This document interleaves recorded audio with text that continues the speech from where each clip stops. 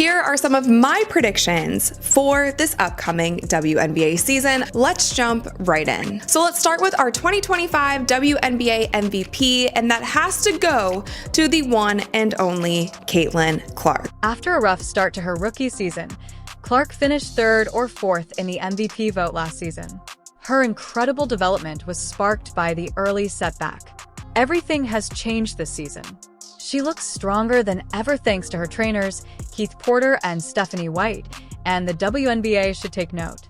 Her game, and it seems like the relationship between Stephanie White and Caitlin Clark, it seems like they are so locked in. And from the minute that Stephanie White arrived in Indiana, she was on the court at Caitlin Clark's workout and they were just getting to work. The effort was worthwhile, as you will witness how her leadership style, court performance, and general influence on the game are all impacted by her new physique. You can say I'm glazing, you can say I'm hyping her up too much, but I truly think that this second year for Caitlin Clark is going to be like nothing we have ever seen. She has had an entire offseason to train, to get into the gym, to work on things that she struggled with during her rookie season. We have seen from the photos, from the videos, from the workouts that she has put on quite a bit of muscle, so it seems like she is taking all of these things so seriously. That's correct. The change is really breathtaking. Clark's talent level was incredible when she initially joined the WNBA. We are all aware of this, but her body wasn't designed to withstand the relentless physicality that veterans brought night after night. Recall how defenders would shove her, knocking her off screens and wearing her down as games went on. The strategic approach that went into this change is what makes it so remarkable. Clark's workout program was designed to increase functional strength while maintaining the blazing speed and agility that defenders find difficult to contain. This fine balance is essential to her play style. She might have slowed down and compromised her game if she had gained too much weight. But right now, what people are talking about are these pictures right here. Like if you compare just in general, Caitlin Clark in this picture, obviously you can see just how much physically bigger Caitlin Clark has gotten. And again, there's no crazy pictures here. There's no like crazy lighting or anything. And some of the pictures with Caitlin Clark was 80% lighting. But we're looking at a player who's probably bulked up as much as I've seen anyone do it in 1 year. Similar to a seedling growing into a powerful oak, Clark's body has changed for a reason. Her on-court performance is immediately impacted by the muscular definition that is now apparent in her arms, shoulders, and core. She can generate space against physical defenders thanks to her powerful shoulders, and she can finish by making contact at the rim because to her strengthened core. We saw glimmers of her potential during the playoff run last season, when she took contact from Chicago's front court while still making important layups. But we're looking at a player who's probably bulked up as much as I've seen anyone do it in 1 year. Her commitment to the process has also been exceptional. She vanished entirely from the public view for the whole offseason. No media appearances, interviews, or other distractions of any kind. She dedicated herself to changing her figure in order to rule the WNBA. Building on that physical transformation, her increased leg strength is especially noteworthy. The same legs that played in every game for 3 straight seasons are now strengthened to handle even greater strain. Because of her increased stamina, Clark, the centerpiece of Indiana's offense, can continue to be productive in the fourth quarter when other players start to wane. This season, it's a whole different situation. See, they're not going to come into this year losing like they did last year. According to basketball analysts, she will exhibit unparalleled domination in her second season. This unique physical profile combined with Clark's innate talent makes for a package the WNBA has never seen before. She is regarded by many experts as the MVP favorite, and it's clear why after seeing her new physique. This squad that they didn't put with Caitlin is amazing. So the winning will be there, right? I believe their winning percentage will be way higher than it was at the beginning of last year. And Caitlin Clark will have so much, she will have her fingerprints all over those victories. Everyone is concentrating on Clark's physical change, but they are overlooking something far more important. Her way of thinking about game starts has completely changed. The collegiate star who broke records in the opening few WNBA games last season appeared overwhelmed, missing jumpers and turning the ball over at a startling pace. Critics immediately questioned if she was just another overhyped collegiate athlete incapable of surviving at the professional level. To work. It seems like Caitlin has been in the gym every single day, and if she wasn't in the gym, she was either golfing or doing some sort of speaking engagement. But I don't think that a lot of fans realize how much having this off season, this entire off season, is going to help her going into her second year. That iteration of Caitlin Clark is on the verge of extinction. She changed more than just her muscles during the offseason. She created a thorough redesign with an emphasis on addressing those early game issues. She spent months concentrating on her training, paying close attention to the areas where she struggled during her rookie campaign. This is an example of strategic development when a single, distinct objective dominates from the outset. What I'm looking at is she's much stronger, you can tell. She's had her rest. She's had a break to where she can let her body rest. She can even, even though she's staying in the gym working on her game, it's not the same strenuous stress that you got to go through during the season as you're trying to develop and work on your game. It's more of a calm, cool, collected environment to where she don't got to answer to this reporter, that reporter, this reporter. She's just been able to focus on her game, getting better in the areas where she need to. And she even spoke on the areas where she needed work at. This season is unique because of experience. Clark now fully comprehends the defensive strategies used by the WNBA. She devoted endless hours to watching movies in order to pinpoint the precise moment and manner in which defenses interrupted her rhythm. She can now anticipate and counter tactics that used to annoy her thanks to this understanding.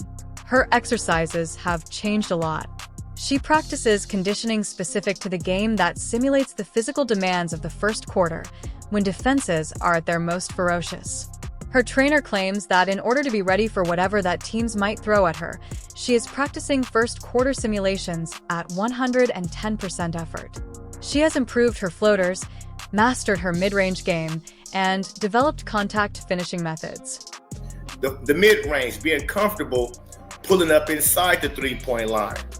Her float game, finishing through contact, which she's done all of those things, but not at the clip she would like to do it at, that we know she's capable of doing it at. Her updated pre-game regimen is the most intriguing modification. Now, 3 hours before tip-off, Clark enters and spends the first 45 minutes in complete stillness, imagining game situations in a quiet room next to the locker room. Her mental acuity is guaranteed from the first whistle thanks to this systematic strategy. Teams are no longer able to play guard Clark as aggressively because to her improved supporting cast. Other Fever players will now be exposed by the defensive strategies that previously distracted her. Monica McNutt, an ESPN commentator, makes predictions her efficiency in the first quarter will increase by 20%, easily raising her season average to 21 points and 9 assists a game.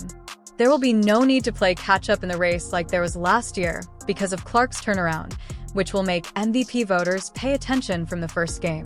She went into her rookie year after coming off a very long college career. She had a couple weeks off, then went straight into the WNBA season. And then she was getting face guarded. She was getting double teamed. The physicality was like nothing that she ever saw in college. And that was a lot to adapt to. And we saw the kind of numbers, points, assists, things that she was doing led her team to the playoffs that she did in her rookie season with all of that. Now just think about her having an entire off season, all of this time to train. She knows how she needs to adapt, and not to mention the new team that Indiana has now. You find it impressive that Clark is getting better at her game. Await the comprehensive strategy that the Indiana Fever have devised to accommodate her. Defenses were able to concentrate all of their efforts on Clark last season. On most evenings, she was essentially playing 5-on-1. However, the Fever front office has since entirely changed the team, making Clark no longer threatening, but just invincible. The Indiana Fever did incredible in free agency, and now Caitlin Clark is surrounded by not just a couple great players, the entire squad is finally full. The Indiana Fever made strategic offseason adjustments to strengthen several areas of their roster from the previous campaign. Clark would be face-guarded by opponents, who would double-team her and drag her up the entire court. Strategies that were successful because the Fever lacked the offensive potency to force teams to pay for their defensive overcommitments. When Caitlin has a solid supporting cast, her game takes on a new level of complexity. The latest arrivals provide Clark with just what he needs. Dependable shooters who generate the valuable spacing she lacked as a rookie and require defensive attention lanes open up for Clark to attack the hoop and locate open teammates when defenses respect other players' scoring threats. It's similar to designing a precision instrument where each part improves the abilities of the main player. So my prediction going into this season is that teams are not going to be able to face guard, to double team, to pick up full court like they were last year because there are so many other threats on the court with this Indiana Fever team. And I think with having a coach like Stephanie White, she's going to have a better system, a better scheme to break some of these defenses that they didn't have last year. The physicality and tenacity that the Fever imparted drastically alters how opponents defend Clark. Teams who once roughed her up without repercussions now have to contend with teammates who defend their star, making opponents defend Clark right where she is most deadly.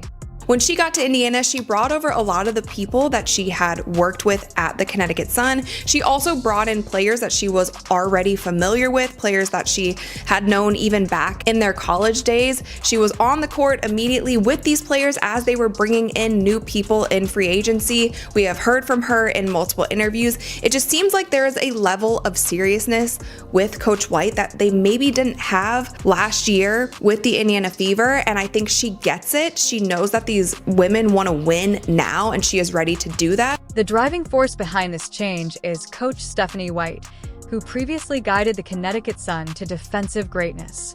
She is using a fast-paced defensive strategy meant to exhaust teams. This quick-paced approach accentuates Clark's advantages and makes it extremely difficult for opponents to stay up. Our team, they want to run, they want to be fast, they want to get up and down, they want to wear teams out. And so that's also why I predict the Indiana Fever will lead all teams in team scoring. White has had a significant impact on the team's culture in addition to tactics. Rachel from the Courtside Club pointed out that White brought over individuals she had collaborated with at the Connecticut Sun and was on the court with the players right away, indicating her dedication to a winning atmosphere.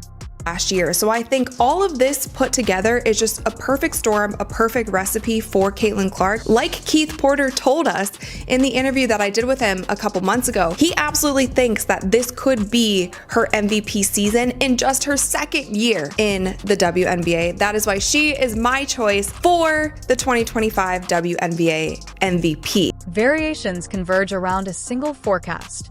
With more points, assists, and highlight plays, the Indiana Fever are expected to lead the league in scoring, giving Clark the opportunity to demonstrate why she is the most captivating player in the league and a possible MVP contender.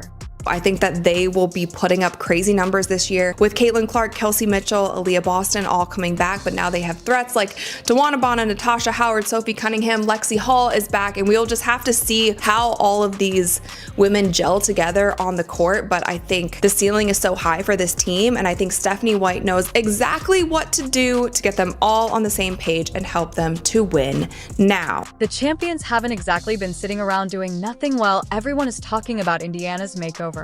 The Minnesota Lynx have unveiled a defensive tactic that may be the league's best-kept secret because it was created especially to counter Clark. To be honest, despite the Fever's advancements, the Minnesota Lynx and New York Liberty were still the best teams. With Clark and other electrifying scorers at their center, these powerhouses maintain their superior cores while executing calculated moves towards a single objective. But I still think that I have the New York Liberty and the Minnesota Lynx in the running of my top two teams in the WNBA. They didn't change too much in their roster, but the people that they did add to their team just made both of these teams better. With Nafisa Collier, the Minnesota Lynx pose arguably the biggest threat. Recall her from the previous campaign. She has emerged as the leading candidate for Defensive Player of the Year. the frightening aspect. Like I said, I think she is coming back into this season with a vengeance, and I saw so much good defense from her in Unrivaled. Clark's offensive style perfectly complements her defensive skill set. Collier placed in the top 3 for both steals and blocks per game during the previous campaign. An uncommon statistical accomplishment demonstrating her adaptability as a defender who can interfere with both paint scoring and perimeter. Hop in there. Let's see how the Indiana Fever team gels together. But right now, in the finals, I still have the New York Liberty and the Minnesota Lynx with how their rosters stack out now. Of course, any of that can change, but let's see. Kier's attitude is what makes this game more troubling for Indiana supporters. With what experts characterize as a chip on her shoulder and a desire for vengeance, she is playing defense. Collier, who is committed to being the league's top defensive stopper, takes this personally. Wants revenge. I think she is going to come back with a vengeance this season. She did incredible in Unrivaled. I think both offensively and defensively, Nafisa has taken her game to the next level. The Lynx respond with superior defense, but the New York Liberty pose problems with their winning record.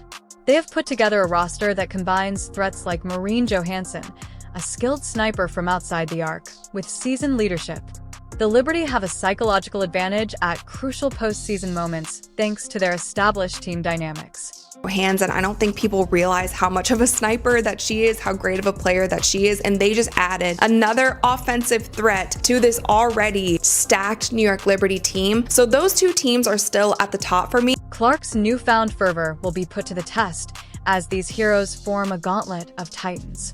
Putting up MVP numbers during the regular season is one thing, but defeating defensive experts and championship caliber teams that have dedicated their entire offseason to your preparation is quite another. Are you prepared to see history? The 2018 WNBA season is going to be nothing short of revolutionary. It is anticipated that the league would break all previous records in terms of attendance, ticket sales, merchandise sales, and more. And it's true that the Caitlin Clark effect is attracting waves of new fans who are now aware of the league's amazing potential. These new viewers are falling in love with players from every club and sticking around for the entire show. Basketball will never be the same now that the WNBA's time has come. What impact will this modification have on the game? In your opinion? Comment below with your comments.